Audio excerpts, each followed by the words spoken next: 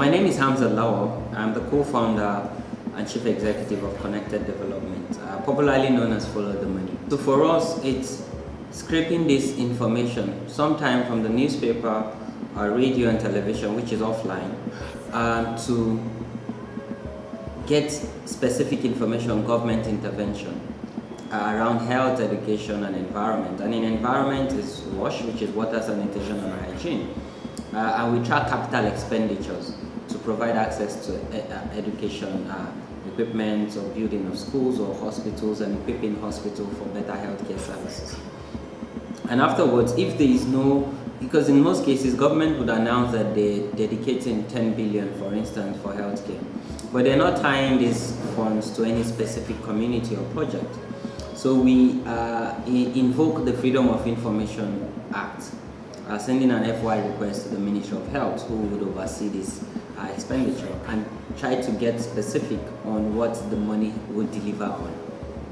And from there, we empower citizens, particularly at the grassroots, with this information and knowledge, so that they can increase demand, because once we have increase in demand, then there will be increase in supply, and this would also strengthen collaboration between the government and the government and the people on the ground. We also organize what we call stakeholders meeting, where we bring together the media, the government, ministry, department, or agency involved in implementing this project, and other civil society organization. And in every community that we run campaigns in, we hold what we call town hall meetings.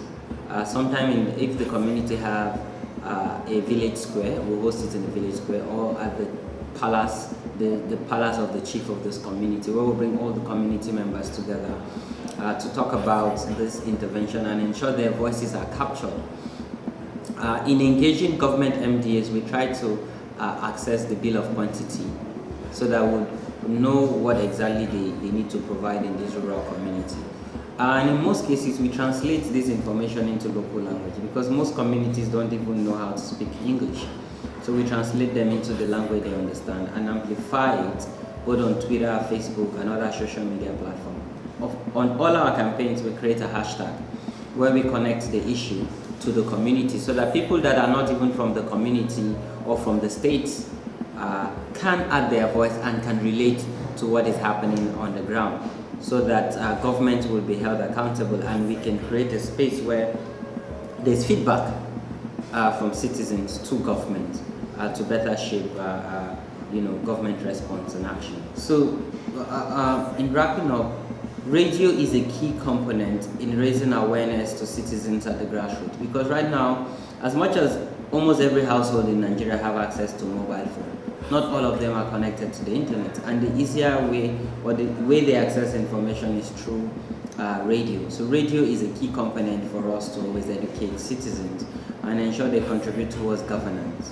And I would round up this session and talk about the role of citizens and how citizens can actually get engaged and get involved and ensure good governance, transparency, and accountability.